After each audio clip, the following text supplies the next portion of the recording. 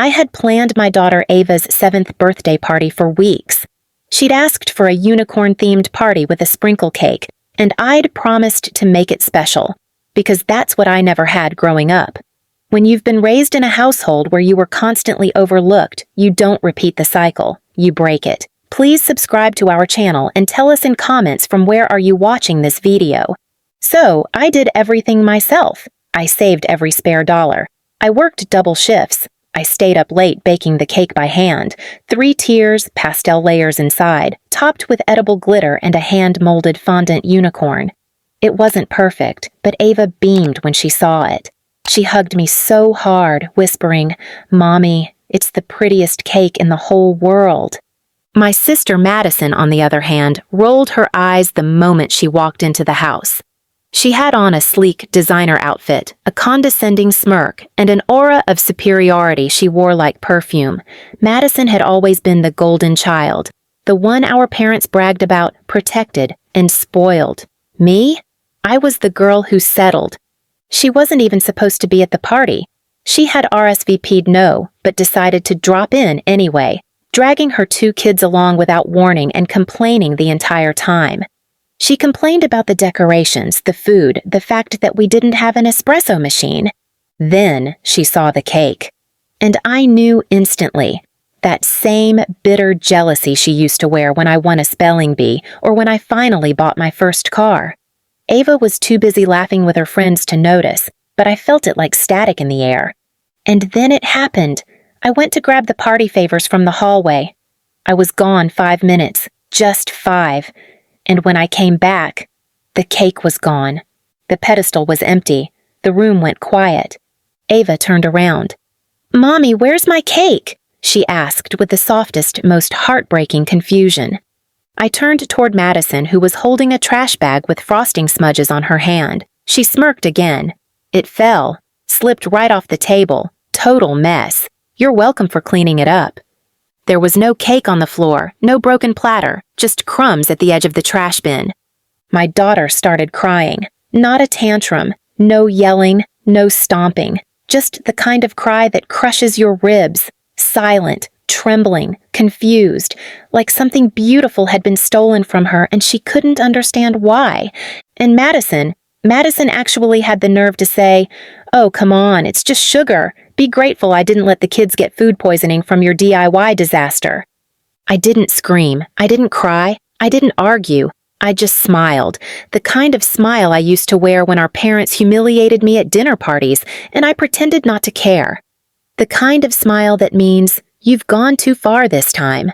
Madison walked out with her children shortly after, smug and unbothered. She didn't even say goodbye to Ava. But that night, while cleaning up frosting from the edge of the counter, I looked at my laptop, at the RSVP for Madison's upcoming birthday gala, a rooftop event she'd been planning for months. She hadn't formally invited me, of course. She just posted about it like I wasn't part of her life anymore. So I sent her something she couldn't ignore. And it wasn't a text. It was 24 feet wide. And it lit up above her street by sunrise. The billboard went up at exactly 6 a.m., right across from the entrance of Madison's gated neighborhood. It was impossible to miss, bright, bold, and beautifully brutal. The photo I chose? A high-res snapshot of Ava's ruined birthday party, the moment her little face crumpled into heartbreak, the glitter balloons deflating behind her like her joy. And across the top, in shimmering white letters, "Some people throw out cakes. Others throw out family." Underneath, in smaller but sharper font, "Happy birthday, Madison. RSVP. Never." By 8 a.m., her phone must have been exploding. My inbox already was. Family members, her snobby socialite friends, even some acquaintances I didn't know remembered me. They all started messaging me. Some were horrified, some sent laughing emojis, some simply said, "Finally."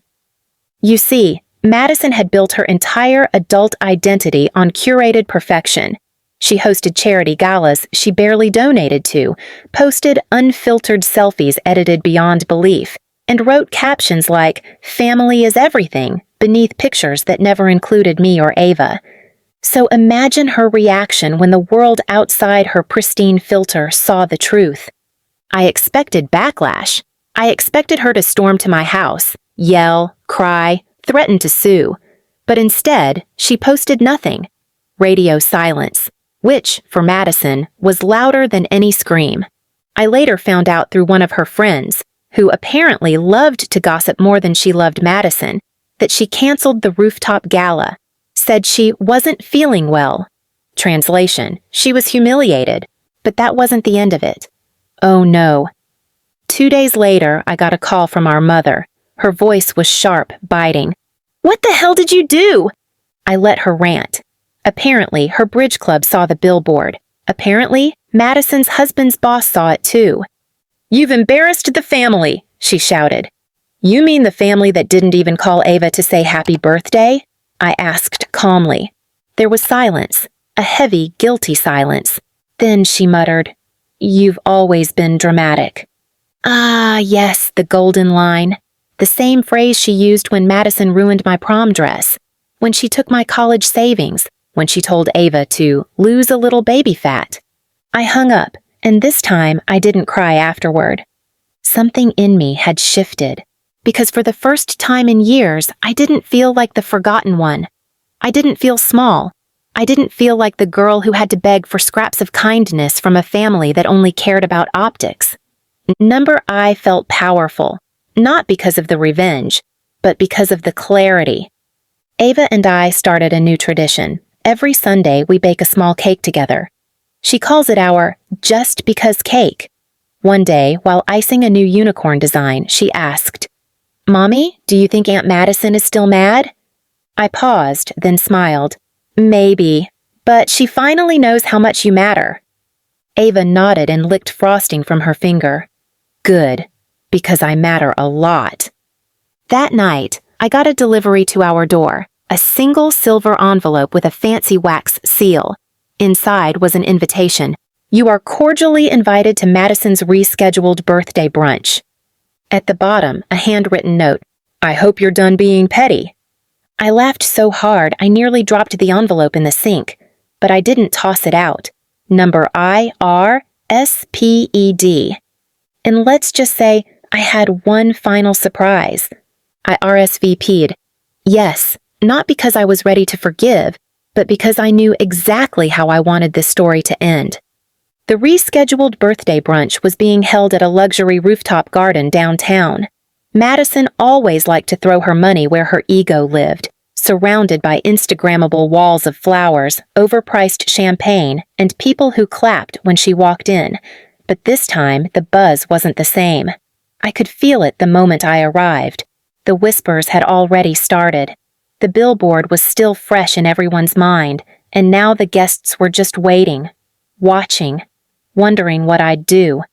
I walked in wearing a sleek white jumpsuit, nothing too loud but impossible to ignore. Ava walked beside me in a sparkly, pale gold dress she chose herself, holding a small gift bag with a unicorn sticker on it. Her idea. Just in case Aunt Madison's being nice today. I smiled at her but said nothing. Ava had hope. I had strategy. When Madison finally entered, 30 minutes late, of course, the room paused. She was wearing a fitted green dress, her hair coiled tightly into a bun that screamed tension. Her eyes scanned the crowd until they landed on us. Me? And Avenue. She smiled tightly. "Oh, you made it." I smiled wider. Wouldn't miss it.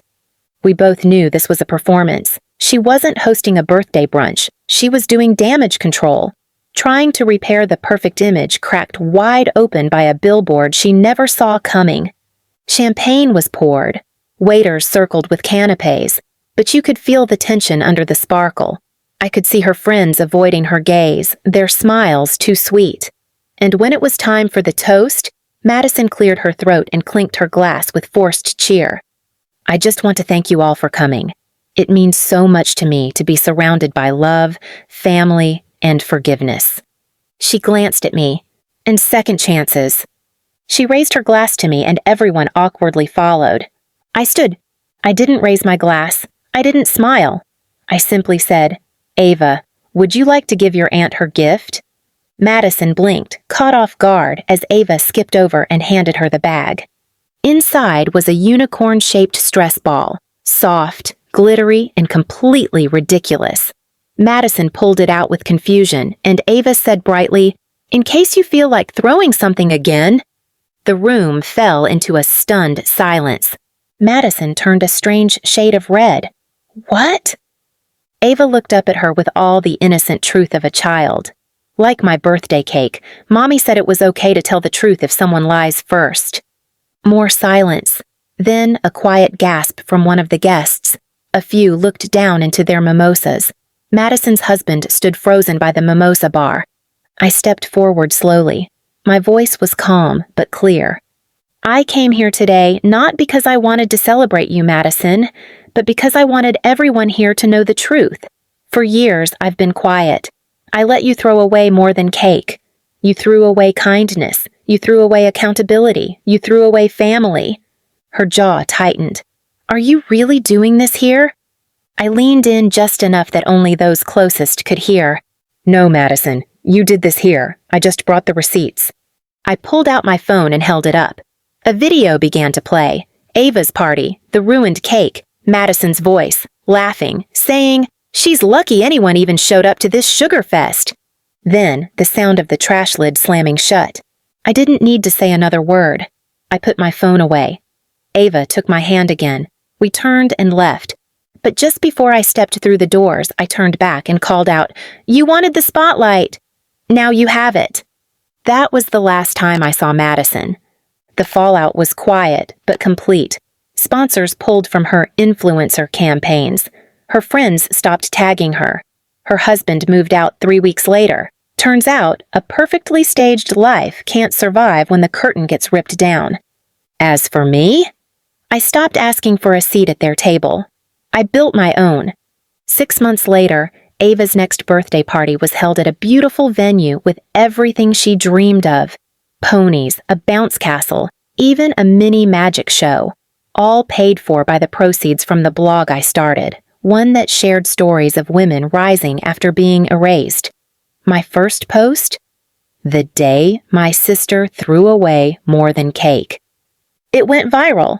Sometimes Ava still asks me if Madison will ever say sorry. I tell her the truth.